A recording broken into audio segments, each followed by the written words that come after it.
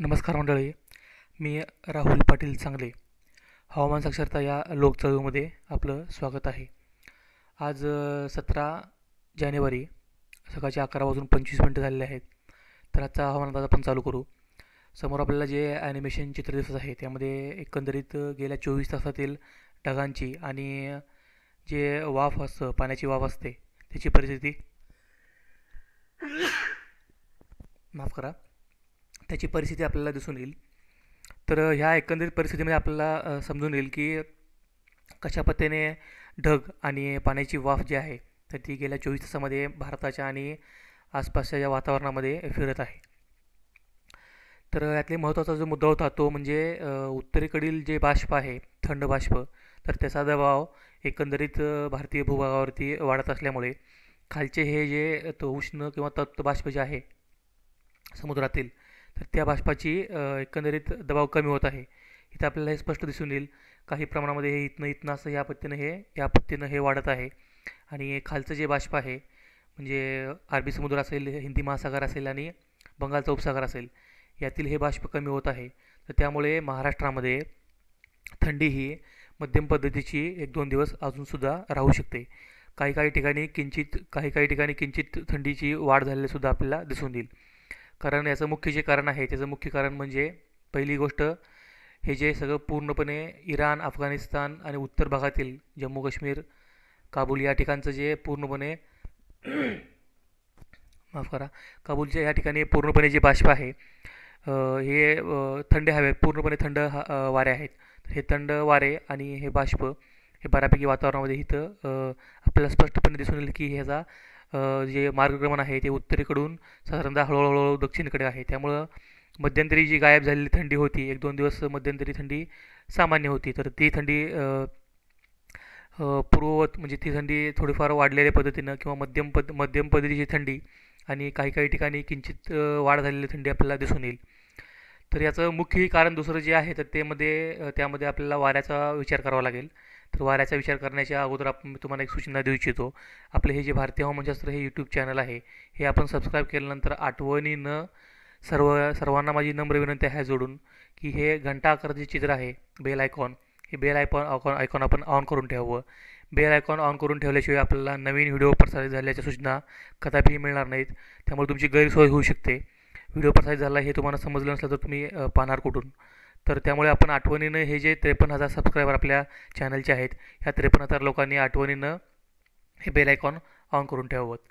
तर वाऱ्याचा विचार आपण करत असताना महत्त्वाची गोष्ट जी आहे तर त्यामध्ये आपल्याला दिसून येईल की सध्या समोर आपल्याला दिसत असलेले हे जे 850 हेक्टापास्कल हवेचा दाब आहे, हा दाब वातावरणामध्ये जमिनीपासून 1.5 किलोमीटर उंचीवरती असतो, म्हणजे 1500 मीटर उंचीवरती असतो. तर हा 1500 मीटर उंचीवरचा दाब, हवेचा दाब, आपल्याला असं दिसून येतो आहे की जम्मू काश्मीरमधून थेट राजस्थान, गुजरात असे हे वारे उत्तर ते दक्षिण दिशेने येत आहेत. परत ते वाऱ्याची चक्राकार स्थिती निर्माण झालेली आहे. ही कालची वाऱ्याची चक्राकार स्थिती जी ज्याचा केंद्रबिंदू नांदेडच्या आसपास होता, नांदेड लातूरच्या आसपास होता, ते आता सरकून मुंबईच्या आसपास गेलेला आहे. ज्याचा केंद्रबिंदू मुंबईच्या आसपास आहे. आणि या वाऱ्याच्या चक्राकार स्थितीची जी दिशा आहे ती घड्याळाच्या काट्याच्या दिशेप्रमाणे असल्यामुळे वरून जे येणारे वारे आहेत तर ते वारे अजूनसुद्धा स्ट्रॉंग पद्धतीने बळकट होतील. कारण वरून नैसर्गिक वाऱ्याचा जो दिशा आहे ती उत्तरेकडून दक्षिणेकडे आहे. आणि इथं हे चक्राकार स्थिती असं असल्यामुळे हे वरून आणि परत वारे गोळा करून असे या पद्धतीनं गोल वारे फिरतील आणि काही वारे इकडे ओमानच्या खाडीकडे जातील. तर अशा पद्धतीने ही परिस्थिती आहे. या परिस्थितीचा एकंदरीत परिणाम महाराष्ट्राच्या वातावरणावरती असा होतो की थंडी ही मध्यम प्रकारची, काही काही ठिकाणी किंचित वाढलेल्या स्वरूपाची आपल्याला दिसून येईल. तर वाऱ्याच्या चक्राकार स्थितीमुळं याला तांत्रिक भाषेमध्ये अँटी सायक्लॉन म्हणतात. अँटी सायक्लॉन म्हणजे वादळाच्या विरुद्ध दिशेने असलेलं एक प्रकारचं वाऱ्याची चक्राकार स्थिती. तर ही अँटीसायक्लॉन म्हणजेच वाऱ्याची चक्राकार स्थिती जी आहे ही घड्याळाच्या काट्याच्या दिशेप्रमाणे असल्यामुळे वरील जे नैसर्गिक येणारे जे वारे आहेत उत्तरेकडून दक्षिणेकडे, त्यामध्ये बळकटता येऊ शकते. आणि बळकटी आल्यामुळे ते वारे खूप जोरदार पद्धतीनं महाराष्ट्रावरती येत आहेत. आणि येत असल्यामुळेच थोडीफार थंडी जी आहे तर ती मध्यम किंवा काही काही ठिकाणी किंचित वाढलेल्या प्रकारची राहू शकते. सॅटेलाईट इमेजचा आपण जर विचार करायला गेलो तर सध्या भारतावरती बऱ्याच ठिकाणी निरभ्र वातावरण आहे, काही जास्त ढग नाही आहेत. फक्त जम्मू काश्मीर जर आपल्याकडे सोडलं तर त्या व्यतिरिक्त जास्त ढग कुठं नाही आहेत. जम्मू काश्मीरवरती आणि हिमाचल प्रदेश आणि थोडंफार उत्तराखंड या ठिकाणीच थोडंफार ढग आहेत. आणि काल जी परिस्थिती होती, काल त्या परिस्थितीमध्ये आज थोडी सुधारणा झालेली आहे.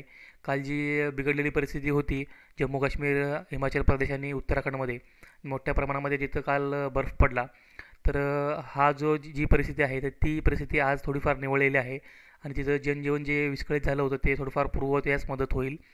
पण जी काल बर्फ पडलेला आहे त्यामुळं थंड वारे तिथे जे जास्त निर्माण झालेले आहेत तर ते वारे इकडं पठारावरती म्हणजे पंजाब असेल, हरियाणा, दिल्ली असेल, राजस्थान असेल, गुजरात असेल, मध्य प्रदेश असेल आणि उत्तर प्रदेश असेल, अशा बिहार वगैरे असेल, अशा पद्धतीने हे वारे माफ करा, तर अशा पद्धतीने हे वारे खाली येऊ शकतात आणि त्याचा थोडाफार परिणाम महाराष्ट्रावरती होऊ शकतो. महाराष्ट्रातील जो उत्तर भाग आहे नाशिककडचा किंवा नागपूरकडचा, तर तो जो भाग आहे तो थोडाफार मध्यम पद्धतीची थंडी आणि नाशिक आणि नागपूरमध्ये काही ठिकाणी किंचित स्वरूपाची वाढलेली थंडी आपल्याला दिसून येईल.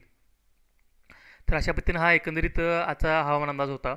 त्याबरोबर आपण जर पीक सल्ल्यामध्ये पाहायला गेलो तर पीक सल्ल्यामध्ये महत्त्वाची गोष्ट म्हणजे जे कोणी नगदी पीक बागायतदार असतील म्हणजे ज्यांच्याकडे सिंचनाची व्यवस्था आहे आणि जे नगदी पिकं घेतात, निर्यातक्षम द्राक्ष किंवा डाळिंब उत्पादन किंवा तत्सम ज्या फळबागा आहेत, तर या फळबागांच्या उत्पादनामध्ये या थंडीचा मोठा अडथळा निर्माण होऊ शकतो.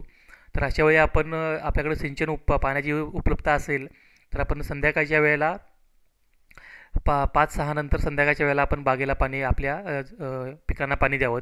जेणेकरून काय होतं की पाणी आपण दिल्यानंतर तेच पाणी जमिनीचं आणि एकंदरीत तेथील वातावरणाचं तापमान नियंत्रित करण्यामध्ये मदत होते. कारण पाण्याचा एक महत्त्वाचा गुणधर्म आहे की ते पाणी उशिरा तापतं आणि उशिरा थंड होतं. तर या उक्तीप्रमाणे पाण्याचा खूप चांगला उपयोग तापमान नियंत्रणामध्ये होऊ शकतो. संध्याकाळी आपण बागेला पाणी दिलं तर बागेचे तापमान हे नियंत्रणामध्ये राहू शकतं.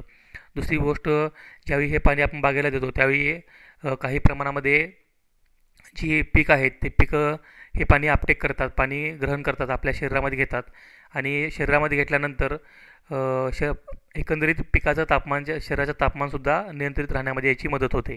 आणि पिकाचं शरीराचं तापमान नियंत्रित राहिलं आणि तापमान, बाहेरील वातावरणामधील तापमान जरी कमी झालं तरी पीक हे डिफेन्सिव्ह मोडमध्ये म्हणजे प्रतिकारात्मक शक्ती त्याची कमी झालेली नसते. तर ते थंडीला प्रतिकार करण्याऐवजी स्वतःची जी वाढ आहे ती वाढ मेंटेन करण्यामध्ये किंवा जी वाढ आहे ती आहे असं चालू ठेवण्यामध्ये प्रयत्न करत असतं. त्यामुळं काय होतं की पीक मुळात कमजोर होत नाही. पीक कमकुवत नाही झालं तर त्यावरती कीड रोग याचा प्रादुर्भाव होत नाही आणि कीड रोग याचा प्रादुर्भाव न झाल्यामुळे जे पिकाचं होणारं नुकसान आहे, फळबागांचं किंवा फळांचं होणारं नुकसान आहे, तर ते काही पद्धतीमध्ये कमी होऊ शकतं किंवा जी नुकसान पातळी आहे ती आपण कमी करू शकतो. तर ह्या महत्त्वाच्या सूचना आहेत. तर त्या आपण पाळाव्यात आणि आपल्या एकंदरीत निर्यातक्षम किंवा भारतीय बाजारपेठेमध्ये जे आपण फळबाग उत्पादन करता तर त्या उत्पादनामध्ये चांगल्या पद्धतीचं पीक आपल्या हाती लागेल आणि 4 पैसे आपल्यामध्ये राहतील. दुष्काळाच्या पार्श्वभूमीवरती असलेलं पीक वाचवणं खूप गरजेचं आहे. तर अशा पद्धतीनं आपण या गोष्टीचा विचार करून या गोष्टीचा अवलंब करावा. धन्यवाद.